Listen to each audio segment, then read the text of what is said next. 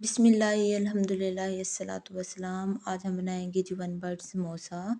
सबसे पहले इसकी रेसिपी की तरफ आते हैं। रेसिपी में एज इट इज़ ही जैसे अपनी क्लास को लेक्चर देती हूँ, एक दफ़ा सारी रेसिपी सबसे पहले लिख देती हूँ, समझा देती हूँ, तो एज इट इज़ ही मैं उसकी पिक लगा देती हूँ। फिर मैं उसके बाद हम इंग्रेडिएंट्स इकट्ठे करते हैं। पहले मैं उनको खुद चॉपिंग करके बताती हूँ हमने किस कटिंग में और कौन सी कटिंग करनी है। तो वन बाइट समोसा में हम जो सारी चीज़ें ऐड करते हैं वो हम चॉप करके ऐड करते हैं। हर रेसिपी की एक स्पेसिफिक कटिंग होती है। तो साइज़ में जो भी आपके पास वेजिटेबल है, मेरे पास बंद गोभी थी और मेरे पास गाजर थी और यहाँ पे मिर्च थी, प्याज मैंने नहीं डाले थे। इनको मैंने सबसे पहले मैंने चिकन को बॉयल कर लिया था। मेरे पास फ्रीज़ हुआ चिकन था तो उसको मैंने बॉयल कर लिया था। बॉयल करने के बाद मैंने उसके रेशे कर लिए। देन सारी जो सब्जियाँ मेरे पास कटी हुई थी उसके अंदर मैंने सिरका डाला। एंड देन मैंने उसके अंदर चिली सॉस डाली, नमक डाला और इसके अंदर मैंने चिली सॉस डाली है। 1 टेबलस्पून क्वांटिटी आप वीडियो के स्टार्ट में देख सकते हैं। मैंने मेंशन की हुई है हर चीज़ की क्वांटिटी की, कौन सी चीज़ आपने कितनी डालनी है। फिर हमने इसमें सिरका ऐड किया। इस सिरके से ये होता है कि आपका फ्रीज़ किया हुआ गोश्त भी ना, उसमें जो स्मेल आती है, एक स्पेसिफिक स्मेल होती है, वो नहीं आती, ज़रा भी स्मेल नहीं आएगी। बस आपने ध्यान रखना है कि आपने इसको पहले सिरके के साथ बॉयल भी कर लेना है। पानी डाल के उसके अंदर 1 चम्मच सिरका डाल के अकेले गोश्त को आपने सबसे पहले बॉयल कर लेना है। जब थोड़ा-सा वो बॉयल हो जाएगा ना, देन आपने उसको ठंडा करके उसके रेशे कर लेने हैं। यहाँ पे मैंने सारे स्पाइसेस जो आपके घरेलू स्पाइसेस थे वो डाल दिए थे और इसको मैंने पकाया था। जब इसका जो थोड़ा ड्राई सा मिक्सचर बन गया था, देन मैंने एक इसकी जो पट्टियाँ थी वो बनी बनाई ली थी और ये फ्रीज़ हुई हुई थी बहुत ज़्यादा ना। हमने जब समोसे बनाने हैं इससे कोई 15 मिनट पहले हमने पट्टियाँ जो है वो फ्रिज से निकाल के रख देनी है। और यहाँ मैं बच्चों को बता रही थी कि हमने फ़ोल्ड किस तरह करना है। ये हमें लगता तो बहुत ईज़ी है कि बहुत आसान है कि नहीं मैडम हम तो मिनटों में कर लेंगे, और लगता वाक़ई देख के ऐसे है कि आप इसको बहुत जल्दी फ़ोल्ड करना सीख जाएँगे, लेकिन ये थोड़ा ट्रिकी होता है। हमें इसको बिल्कुल ट्रायंगल बनाना होता है, किसी भी साइड से इसका कोई भी कोना खुला नहीं छोड़ना होता।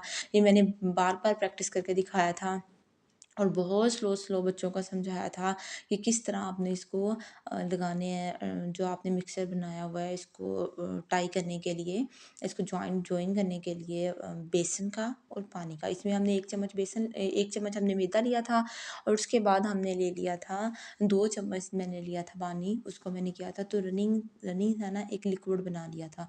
फिर उसको मैं लगा रही थी कि आप फिंगर से लगाएँ तो ज़्यादा बेहतर है, चम्मच से बहुत ज़्यादा लग जाता है। फिर जब वो बहुत ज़्यादा लग जाता है फिर वो चिपकना शुरू हो जाता है और जो आपकी पट्टी होती है ना, ये सोगी होके फटना शुरू कर देती है। इसलिए आपने ट्राई करना है। यहाँ पे तो मैं चम्मच से लगा के बता रही थी लेकिन फिर मैंने हाथ से ही लगाना शुरू कर दिया था।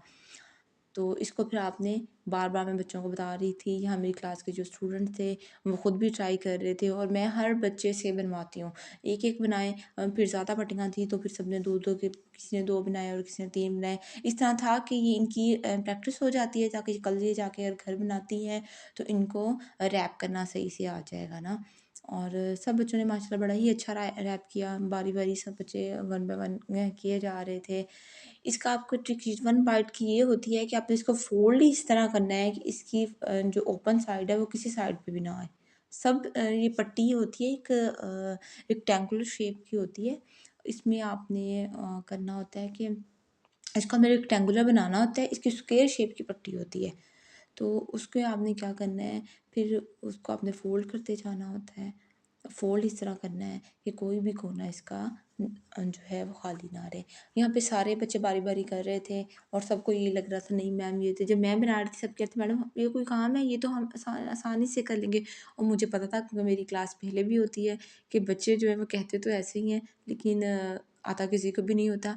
लेकिन ये प्रैक्टिस करते हैं। ये देखिए आप देखेंगे ना तो यहाँ पे किसी ने एक आध दफ़ा गलत भी बनाया, लेकिन उसके लिए ये है कि अगर आप पहली दफ़ा बना रहे हैं तो आप पहली दफ़ा ही ये मिक्सचर ना लगा लें। आप पहली दफ़ा इसको फ़ोल्ड करना सीख लें ना तो पहली दफ़ा ये पट्टी को जो हमने मैदे का लिक्विड बनाया था ना इसको जॉइन करने के लिए, वो आपने नहीं लगाना।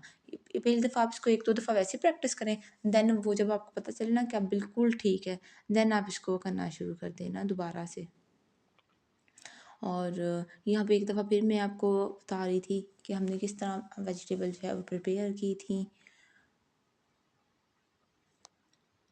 ये पूरा प्रोसीजर आएगा। इसके बाद हमने इसको रेस्ट देना होता है। इसको आप या तो इसको एज़ इट इज़ आप स्टोर भी कर सकते हो।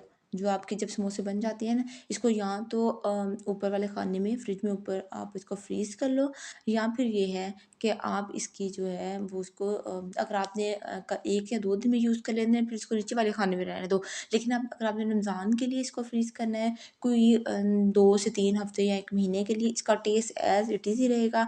इसको इक्वल टेम्परेचर पे आपने करना है और ऊपर वाले खाने में, फ्रिज में ऊपर वाले खाने में आप इसको फ्रीज़ कर लो। फिर आपने पैन में ऑयल लेना है और उसमें लाज़मी नहीं है नॉन स्टिक पैन हो आपके पास, दूसरी कढ़ाई है तो उसमें आप ऑयल ले लें और उसको आप जब ऑयल आपका थोड़ा-सा गर्म हो जाए, उसमें एक समोसा डाल के देखें कि उसमें से बबल बन रहे हैं और इस तरह वन बाय वन करके हमने सारे जो 1 बाइट हमारे समोसे इसको फ्राई कर लिया।